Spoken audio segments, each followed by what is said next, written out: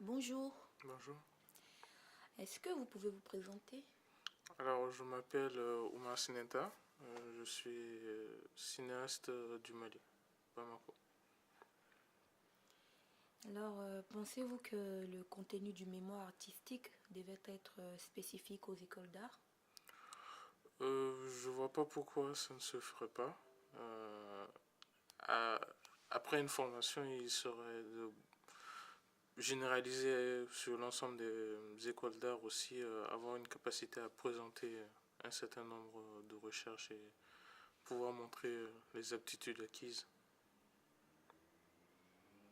Dites-nous si vous faites une différence entre un artiste et un chercheur en art.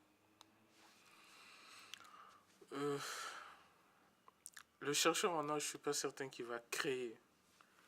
Euh, L'artiste, bien évidemment, il va faire de la recherche, mais il va aussi, à partir de ces recherches-là, créer. Donc, si je devais faire une différence, ce serait à ce niveau-là, au niveau de la création.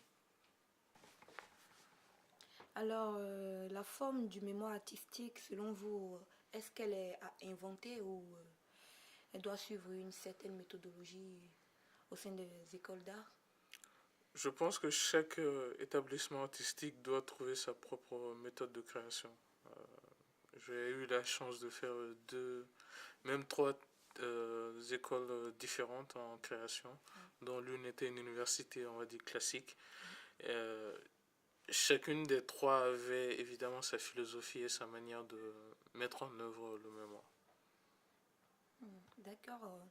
Est-ce que le mémoire, il doit parler de votre travail artistique ou de, d'autres sujets?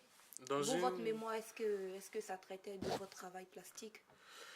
le sujet que j'ai traité, c'était la vengeance. Oui. Donc, j'ai vu que le médium, euh, comment dire, de prédilection, c'est la vidéo. J'ai fait des créations vidéo par rapport à ces sujets-là, les différents aspects de la vengeance, que cela soit quelqu'un qui se venge ou quelqu'un qui subit la vengeance. Donc, cette recherche-là a été quelque chose à mettre de manière artistique au niveau de la vidéo. Donc, je pense que c'est à ce niveau-là qu'on peut parler de euh, sujets à développer dans les mémoires. Donc, si je comprends bien, c'est que votre travail artistique a beaucoup influencé votre travail dans le mémoire, votre sujet de mémoire. Beaucoup, oui. Beaucoup, Donc votre travail de mémoire parle de votre travail artistique. Donc beaucoup. selon vous, vous pensez que le travail de mémoire doit parler du travail artistique alors? Dans une école d'art, je pense que c'est essentiel. Quand on fait une création artistique, quand on est dans une école d'art, n'importe quelle mémoire, soutenance ou quoi que ce soit, il faudrait que ça se reflète dans la manière de créer, que ce qu'on crée, que ce qu'on montre reflète le sujet sur lequel on a fait des recherches. Comment doit-on évaluer le mémoire? Par note éliminatoire? Ou est-ce qu'on peut imaginer une soutenance comme une performance? Euh, Encore, je pense que ça peut dépendre des disciplines. Euh, Globalement, les notes éliminatoires, je ne suis pas certain que cela soit très pertinent dans pour la création artistique. On est plus dans l'émotionnel et le feeling. Je, je pense que cela doit être plus perçu comme une performance artistique qu'on réussirait ou qu'on ne réussirait pas. Et qui doit juger la recherche selon vous? Euh, La recherche, le mémoire. Quand on parle de mémoire, cela signifie qu'on est dans une institution de formation, que ce soit une université ou un conservatoire ou un institut. Ou Donc, le jury. il peut y avoir des intervenants extérieurs pour juger le travail de création, mais il serait quand même intéressant de voir que ceux qui ont suivi une formation, ceux qui ont prodigué une formation puissent quand même juger des acquis ou non euh, de l'artiste en herbe, quoi. Les théoriciens ont cette capacité à voir des choses que un artiste forcément ne voit pas puisqu'il est dans sa création. Un théoricien, il pense et il réfléchit. Il pense et il réfléchit le monde dans son entier, englobant, sortant un peu euh, de la discipline en tant que telle. Et nous avons remarqué que dans les écoles artistiques, il y a beaucoup d'étrangers qui viennent pour faire des études et ils rencontrent beaucoup de difficultés à rédiger leur mémoire.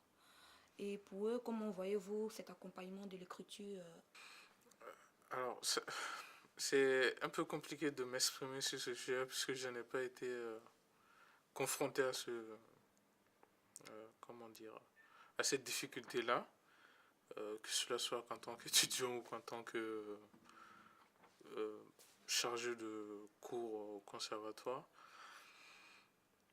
Je pense que la pédagogie des enseignants est quand même assez essentielle et suivre la recherche des étudiants peut normalement résoudre ces problèmes-là. Alors, est-ce qu'on peut savoir comment vos études aux États-Unis ou votre soutenance, votre travail artistique s'est passé? Alors, une école de cinéma en tant que telle, on fait du cinéma. Donc, la soutenance, elle s'est basée essentiellement sur la création des vidéos qu'on a faites, des courts-métrages. Vu le temps qui était, on a commencé à travailler dessus depuis le premier trimestre des cours. Donc au fil du temps, ça s'est amélioré après les échanges. Et, voilà. Et nous avons tourné ces films et nous les avons projetés dans une salle de cinéma que l'école avait, en présence de différentes, évidemment du corps pédagogique, mais aussi d'un public, on va dire, normal. Et donc c'est à ce niveau-là que les choses se sont passées. Et est-ce que vous n'avez pas rencontré des difficultés au niveau de la langue, vu que c'est l'anglais qui se parle aux États-Unis pour votre travail, tout ça? Euh, Évidemment, au début, on a beau quand même aller dans les centres de langue, c'est c'est pas tout à fait la même chose. Donc, que ce soit par rapport aux accents ou par rapport aux expressions, il a fallu quand même une période d'adaptation, suite à quoi, évidemment, les choses se sont un peu mieux passées. Alors, après le mémoire, c'est-à-dire après le diplôme, qu'est-ce que, qu'est-ce que vous faites du mémoire? C'est-à-dire, qu'est-ce que l'étudiant après le diplôme doit faire de son mémoire, selon vous? Euh, Dans mon cas précis, le sujet que j'avais choisi était quelque chose qui m'intéressait, donc j'ai continué à travailler là-dessus. Et les films que j'ai fait après portent essentiellement sur la vengeance. Donc, le premier long métrage que j'espère faire porte sur la vengeance. Le court métrage que j'ai terminé il y a quelques mois porte aussi sur la vengeance. C'est un sujet que j'aime bien et que je traite assez facilement. Ce n'est même pas une question de, comment dire, de volonté.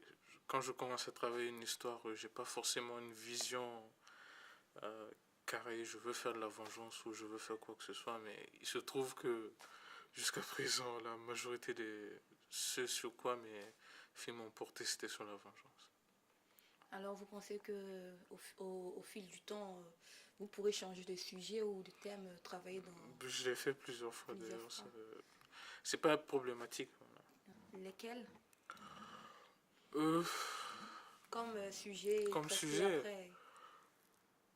après ah, votre sujet, comme d'autres sujets, comme d'autres d'autres thèmes sujets, oui, traités hormis la vengeance, hormis la vengeance, oui, pas mal de choses.